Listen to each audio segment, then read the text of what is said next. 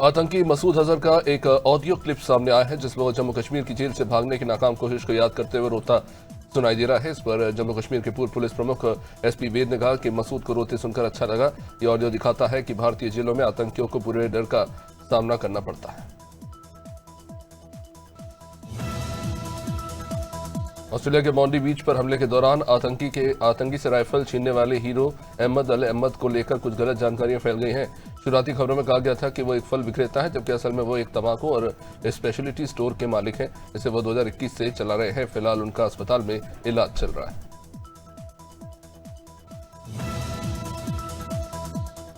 वहीं ऑस्ट्रेलिया के मॉन्डी बीच में 2 आतंकवादियों की गोलीबारी में कम से कम 15 लोगों के अब तक मारे जाने की पुष्टि हुई है। संदिग्धों की पहचान हमलावरों में साजिद अकरम और उसके 24 साल के बेटे नवीद अकरम के रूप में हुई है। एक रिपोर्ट के मुताबिक अकरम का परिवार पाकिस्तानी मूल का बताया जा रहा है और वे सिडनी में रहता था। साजिद फल बेचता था, जबकि नवीद कथित तौर पर एक छात्र था। मॉन्डी बीच पर आतंकी हमले के एक दिन बाद सिडनी के मुस्लिम कब्रिस्तान में सुअर के कटे हुए सिर और शरीर के हिस्से कुछ लोगों ने फेंक दिए। जहां पुलिस ने सुबह 6 बजे घटना की सूचना मिलने पर जांच शुरू की और अवशेष को वहां से हटाया। यह घटना हनुका फेस्टिवल पर यहूदियों पर हमले के बाद हुई, जिसमें 15 लोग मारे गए।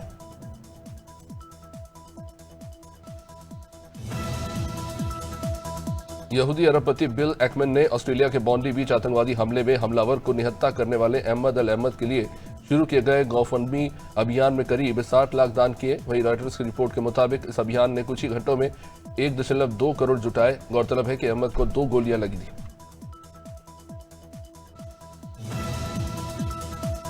सिंगापुर में एक महिला एमएनसी एम्प्लॉय ने रेडिट पर बताया कि वो टॉक्सिक कल्चर के कारण ज्वाइनिंग के 3 महीनों में ही जॉब छोड़ने का सोच रही है।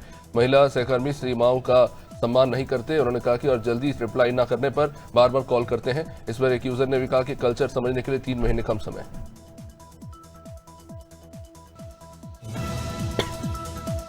सिडनी मॉर्निंग हेराल्ड के मुताबिक ऑस्ट्रेलिया ने गोलाबारी करने वाले आतंकी नवीद ने हमले से कुछ घंटे पहले अपनी मां से फोन पर बात की थी। उसने मां को बताया था कि वो अपने पिता के साथ जर्विस बे में तैराकी और स्कूबा डाइविंग के बाद खाना खाने जा रहा है।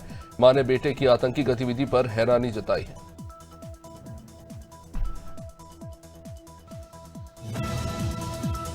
राष्ट्रपति द्रौपदी मुर्मू ने पश्चिम बंगाल यूनिवर्सिटी लॉ संशोधन विधेयक 2022 को खारिज कर दिया है। इस विधेयक के जरिए राज्य संचालित विश्वविद्यालयों में राज्यपाल की जगह मुख्यमंत्री को चांसलर बनाने का प्रस्ताव था। दरअसल बंगाल के राज्यपाल डॉक्टर सीवी आनंद बोस ने अप्रैल 2024 में इस विधेयक को राष्ट्रपति के विचार के लिए सुरक्षित रखा था।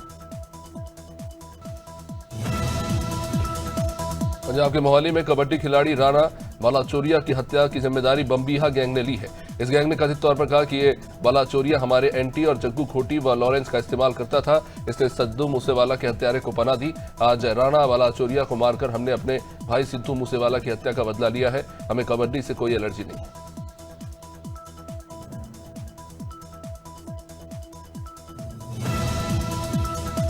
आरटीआई डेटा के हवाले से बताया गया है कि चंडीगढ़ में तैनात सीनियर आईएएस अधिकारियों ने 2 साल में अपनी सरकारी गाड़ियों के ही फ्यूल पर करीब 30 लाख रुपए फूंक दिए।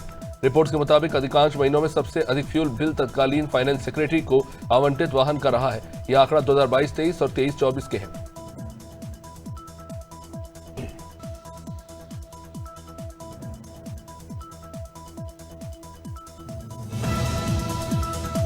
पटना बिहार में सोमवार शाम एक युवक की कई गोलियां मारकर हत्या कर दी गई। घटना थाने से कुछ ही कदम की दूरी पर हुई। वारदात के बाद आरोपी मोटरसाइकिल से फरार हो गए। जहां पुलिस ने मौके से खोखे और जिंदा कारतूस बरामद किए। इलाके में जहां सनसनी फैल गई, जहां पुलिस आसपास के सीसीटीवी खंगालती रही, हमलावरों की तलाश जारी रही। सुरक्षा व्यवस्था पर भी सवाल उठ रहे। आतंकी मसूद अजहर का एक ऑडियो क्लिप सामने आया है जिसमें जम्मू कश्मीर की जेल से भागने की नाकाम कोशिश याद करता रोता दिख रहा है। इस पर पुलिस प्रमुख एसपी वेद ने प्रतिक्रिया दी और कहा कि मसूद को रोते सुनकर अच्छा लगा। यह ऑडियो दिखाता है कि भारतीय जेलों में आतंकियों को सख्त हालात का सामना करना पड़ता है। सोशल मीडिया पर क्लिप चर्चा में है। मौसम विभाग ने 16 दिसंबर के लिए 13 राज्यों में घने कोहरे की चेतावनी जारी की। आईएमडी ने लोगों को सतर्क रहने की सलाह दी है। धीमी गति से वाहन चलाने, फॉग लाइट और लो बीम हेडलाइट के इस्तेमाल की अपील भी की गई है। पीक फॉग आवर्स में गैर जरूरी यात्रा से बचने के लिए कहा गया है। चेतावनी में MP, UP, Delhi, NCR, Punjab, Haryana समेत कई राज्य शामिल हैं। ग्रेटर नोएडा वेस्ट यूपी की गोंड सिटी सोसाइटी में रविवार सुबह घने कोहरे और बादलों के चलते पहाड़ों जैसा नजारा बन गया। सोसाइटी निवासी ने 23वीं मंजिल से इस दृश्य को कैमरे में कैद किया, जो ऑनलाइन वायरल हो गया। स्थानीय लोगों के मुताबिक सुबह की ठंडी हवा और नमी के कारण कोहरा और बादल जमीन के पास आ गए।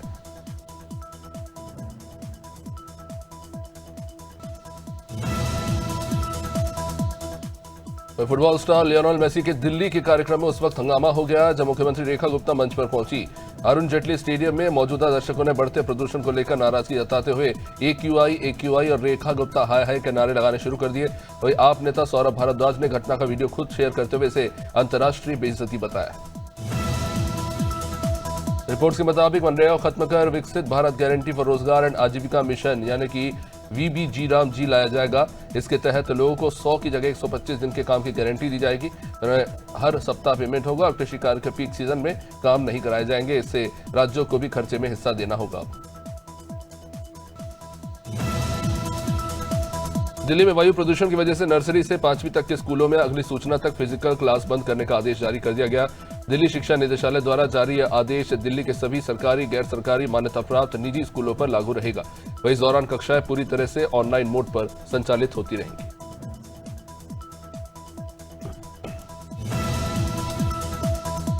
एक्टर रणवीर सिंह स्टारर व आदित्य धर निर्देशित फिल्म धुरंधर कश्मीर घाटी में भी रिकॉर्ड तोड़ प्रदर्शन कर रही है। शोपियां और पुलवामा जैसे छोटे शहरों में फिल्म के कई शो हाउसफुल जा रहे हैं। इससे लंबे समय बाद वहां के सिनेमाघरों में दर्शकों की वापसी देखी गई है।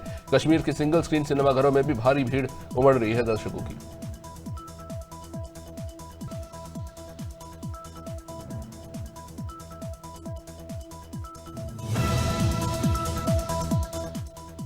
वहीं नवी मुंबई में सिडको भारत का पहला multipurpose indoor live entertainment arena विकसित करेगा। इसके लिए 9 से 30 दिसंबर तक EQI जारी की गई है। एरिना में ग्लोबल कॉन्सर्ट, मेगा स्पोर्ट्स और वर्ल्ड क्लास लाइव शोज आयोजित होंगे।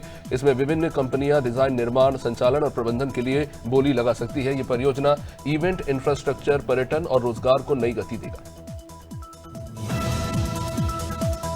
बीजेपी ने विधायक संजय सरावगी को बिहार का नया प्रदेश अध्यक्ष बनाया है। मिथिलांचल के बड़े नेता और मारवाड़ी समाज से आने वाले संजय सरावगी दरभंगा से 6 बार के विधायक चुने गए। 28 अगस्त 1969 को जन्मे संजय सरावगी छात्र जीवन से ही ABVP से जुड़े रहे। 1995 में बीजेपी में वो शामिल हुए थे।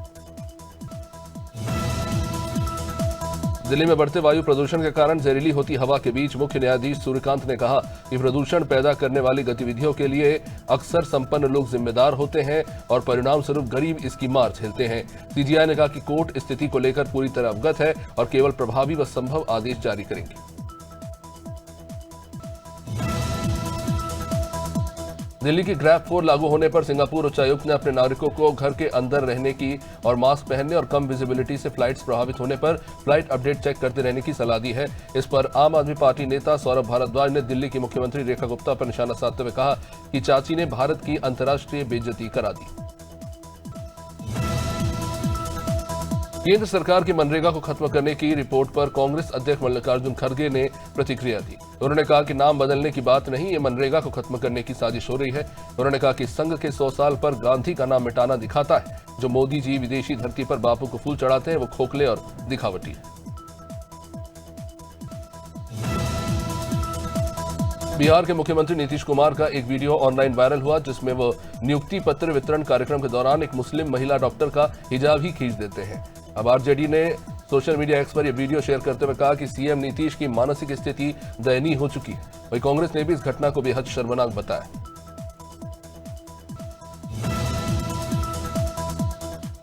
मुंबई बांद्रा में अभिनेता सोहेल खान बिना हेलमेट के बाइक चलाते हुए दिखे, जिसका एक वीडियो वायरल होने के बाद उन्होंने हालांकि बाद में माफी मांगी। उन्होंने इंस्टाग्राम पर लिखा कि वे सभी बाइक चलाने वालों से निवेदन करना चाहते हैं कि हमेशा हेलमेट जरूर पहने। उन्होंने कहा कि मैं हेलमेट पहनने से बचता हूं, मुझे घुटन क्लॉस्ट्रोफोबिया होता है, लेकिन ये हेलमेट ना पहनने का कोई बहाना नहीं।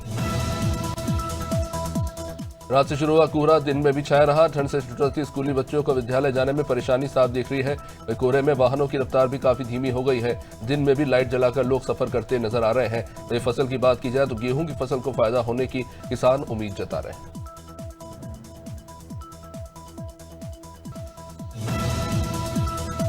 बलरामपुर के रामानुजगंज क्षेत्र में जमीन विवाद को लेकर दो पक्षों के बीच में खूनी संघर्ष हो गया। दोनों ओर से लाठियां चल गई। ये घटना ग्राम झारा की है। लंबे समय से विवाद चल रहा था। जब झड़प में आधा दर्जन से अधिक लोग घायल हो गए।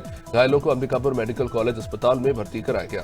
तनवाल थाना पुलिस बाद में मौके पर पहुंची और मामले की जांच शुरू की। क्षेत्र में तनाव का माहौल बना हुआ है। यूपी के बलरामपुर जिले में युवक के अपहरण और बेरहमी से मारपीट का सनसनीखेज मामला सामने आया। घटना का वीडियो सोशल मीडिया पर तेजी से वायरल हो गया। युवक को सुनसान जगह ले जाकर दर्जनों युवकों ने उसे बुरी तरह से पीटा। वीडियो में बर्बरता साफ देखी जा रही है। यह मामला काली थान चौराहा क्षेत्र से जुड़ा बताया जा रहा है। काला साम्राज्य नाम के गिरोह पर इसके आरोप है। भोपाल की ईटखेड़ी थाना क्षेत्र में फायरिंग और चाकूबाजी के मामले में पुलिस ने 2 आरोपियों को पकड़ा है। आरोपियों का जुलूस भी निकाला गया।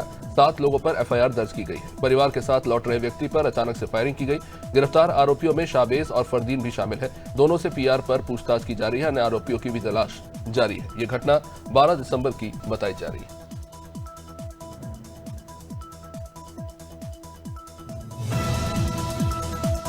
भोपाल में मंत्री विजय शाह एक बार फिर विवादों में है। उन्होंने कहा कि मुख्यमंत्री के सम्मान कार्यक्रम में शामिल लाडली बहनों की सहायता 250 रुपये बढ़ेगी। जो शामिल नहीं होगा उनका वेरिफिकेशन पेंडिंग रहेगा।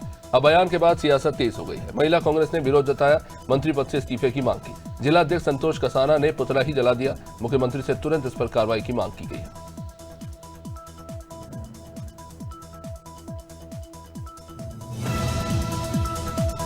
रियाद थाना क्षेत्र के दीनपुरा में प्रकाश होटल के पास तेज रफ्तार स्कॉर्पियो ने बाइक सवार को टक्कर मार दी। हादसे में रामू उर्फ रामकुमार बघेल जो 20 साल का था उसकी मौके पर ही मौत हो गई। गुस्साए परिवार वालों ने इसके बाद सड़क को जाम कर दिया। बाद में सूचना पर पुलिस वहां पहुंची। कांग्रेस जिला अध्यक्ष रामशेष बघेल भी वहां पहुंचा और उन्होंने मुआवजा और एक शासकीय नौकरी की मांग की है। साथ ही हाईवे को जल्द 4 लेन करने की भी मांग उठाई। डबरा नगर में अखिल भारतीय विद्यार्थी परिषद के 98वें प्रांत अधिवेशन की शोभा यात्रा का भव्य स्वागत किया गया। सराफा बाजार चौराहे पर पुष्प वर्षा से पूरा क्षेत्र उत्सवमय हो गया। ढोल नगाड़ों और नारों के बीच शोभा यात्रा निकाली गई। छात्र छात्राओं ने अनुशासित पंक्तियों में अभिवादन किया।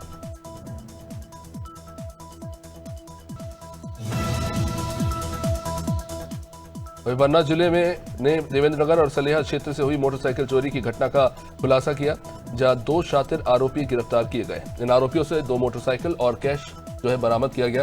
कुल 1 लाख रुपए का सामान जब्त हुआ है। जब पूछताछ में आरोपियों ने अन्य चोरी की घटनाएं भी स्वीकार की हैं। पकड़े गए आरोपी विवेक चौधरी और मनित लोधी नागौर जिला निवासी बताया जा रहा है। वहीं गाजीपुर जिले के बिरनो थाना क्षेत्र में 4 लेन मार्ग पर दर्दनाक हादसा हुआ। बाइक से जा रहे रामबचन सिंह यादव को तेज रफ्तार बुलेट ने पीछे से टक्कर मार दी। गंभीर रूप से घायल अवस्था में इन्हें जिला अस्पताल ले जाया गया। हालांकि इलाज के दौरान इनकी मौत हो गई। रामबचन सिंह अफीम फैक्ट्री से सेवानिवृत्त है। अपनी पीछे पत्नी और 6 बच्चों को छोड़ गए। हमीरपुर जिले में सड़क किनारे नाले में युवक का शव मिलने से हड़कंप मच गया। मृतक की पहचान कमरिया गांव के रहने वाले बहीउद्दीन उर्फ मुल्ली के रूप में हुई है। पुलिस ने शव को पोस्टमार्टम के लिए भेजा है। मृतक रायपुर में सिक्योरिटी गार्ड की नौकरी करता था। मां के निधन पर वो घर आया हुआ था। पुलिस डूबने से मौत की आशंका जता रही है।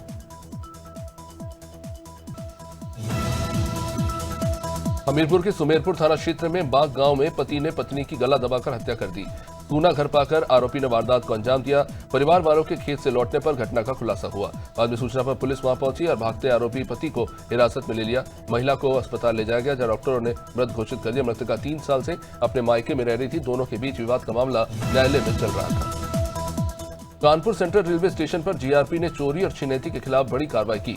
देर रात चेकिंग के दौरान 3 अंतर जनपदीय शातिर अभियुक्तों को गिरफ्तार किया गया। आरोपी हैरिसगंज पुल के पास पकड़े गए, जहां पूछताछ में खुलासा हुआ कि ट्रेन की रफ्तार कम होते ही यात्रियों का सामान ये चुरा लेते थे। अभियुक्त नईम उर्फ नाजिम, विशाल गिहार और मनीष उर्फ टिन्नी मेनपुरी के निवासी हैं। कुशीनगर के कप्तानगंज थाना क्षेत्र के मठिया गांव में पुराने विवाद को लेकर देर रात हिंसक झड़प हो गई। 2 परिवारों के बीच मारपीट में पति पत्नी और बेटी सहित 3 ग्रामीण घायल हो गए। सूचना पर पहुंची पुलिस टीम पर भी हमला हो गया। चौकी इंचार्ज समेत 2 पुलिसकर्मी जिसमें घायल हो गए। गुस्साए परिवार वालों ने पुलिस वाहनों को क्षतिग्रस्त कर दिया।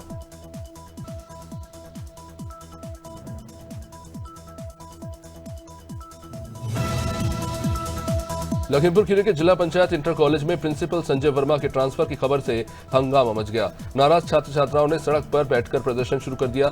छात्रों का कहना है कि उनके नेतृत्व में पढ़ाई का स्तर बेहतर हुआ था। प्रदर्शन के दौरान भीड़ और गर्मी से एक छात्रा बेहोश भी हो गई। बाद में मौजूद लोगों ने उसे जैसे तैसे संभाला। हालात बिगड़ते देख प्रिंसिपल पहुंचे और छात्रों को समझाया। समझाइश के बाद प्रदर्शन शांत हुआ।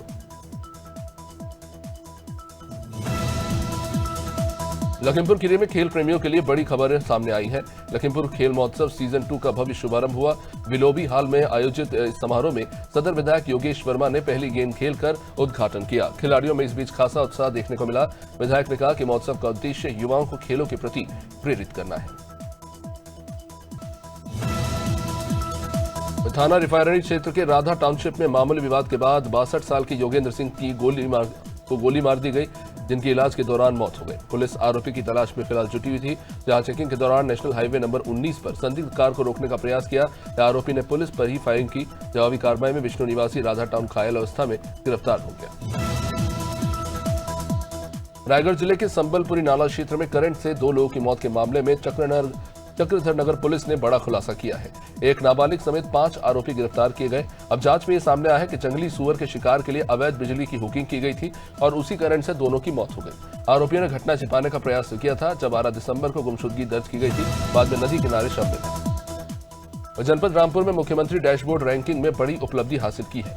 नवंबर 2025 में रामपुर को 7वां स्थान मिला है। विकास भवन में जिलाधिकारी अजय कुमार द्विवेदी की अध्यक्षता में यह समीक्षा बैठक हुई, जहां बैठक में विकास, निर्माण, राजस्व और कानून व्यवस्था ऐसे कार्यों की प्रगति की समीक्षा की गई। मुख्यमंत्री डैशबोर्ड के आधार पर हर महीने जिलों की रैंकिंग।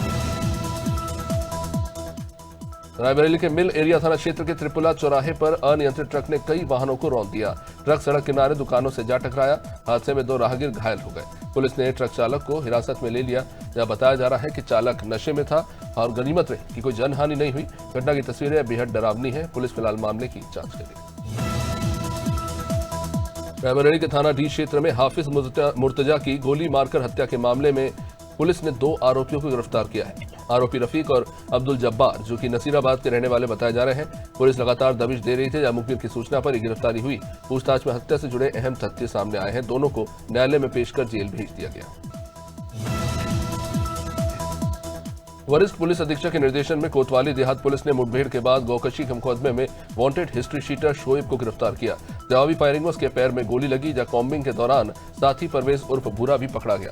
आरोपियों के पास से तमंचे, कारतूस, मोटरसाइकिल और गौकशी के उपकरण बरामद हुए। घायल शोएब को अस्पताल में भर्ती कराया गया है। पुलिस टीम को कार्रवाई से क्षेत्र में हड़कंप मचा। स्कूल जा रही छात्रा से छेड़छाड़ के मामले में पुलिस ने आरोपी साहिल कुर्रे को गिरफ्तार किया। घटना के बाद परिवार वालों की शिकायत पर त्वरित कार्रवाई की गई। वारदात से इस्तेमाल बाइक को भी जब्त कर लिया गया है। आरोपी के खिलाफ बीएनएस की कई धाराओं और पॉक्सो एक्ट के तहत मामला दर्ज किया गया। ये मामला माल खरोदा थाना क्षेत्र के छोटे सीपत गांव का है। पुलिस पूरे प्रकरण की जांच में जुटी हुई है। शहडोल जिले के रसमोहनी गांव में देर रात जंगल से निकलकर भालू रिहायशी इलाके में पहुंच गया। घर के बाहर खड़े वाहन में रखे चिप्स पैकेट पर नजर पड़ती भालू उस पर टूट पड़ा और उसे लेकर फरार हो गया। पूरी घटना वहां लगे सीसीटीवी कैमरे में कैद हो गई। वीडियो सोशल मीडिया पर अब वायरल है। ये घटना इंसान और जंगल के बढ़ते टकराव की एक चेतावनी भी मान सकते हैं। सहारनपुर के दिल्ली रोड स्थित री ब्रॉस हॉस्पिटल के स्टाफ ने अपने बकाया वेतन को लेकर ही धरना दे दिया। अस्पताल 3 दिसंबर को बंद कर दिया गया था। अब कर्मचारियों का यह कहना है कि 6 महीने की सैलरी नहीं दी गई।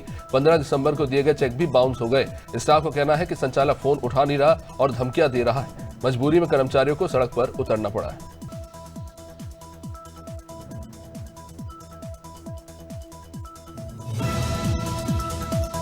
शामली के कांदला थाना पुलिस ने मुठभेड़ के बाद 25,000 के इनामी बदमाश सुशील को गिरफ्तार किया। मुठभेड़ में बदमाश घायल हुआ, जिसे अस्पताल में भर्ती कराया गया। आरोपी चोरी और लूट की कई मामलों में वांटेड था। उसके पास से देशी तमंचा, जिंदा कारतूस और मोटरसाइकिल बरामद हुई है। पुलिस अन्य मामलों की भी जांच कर रही है। कार्रवाई से अपराधियों में हड़कंप मचा हुआ है।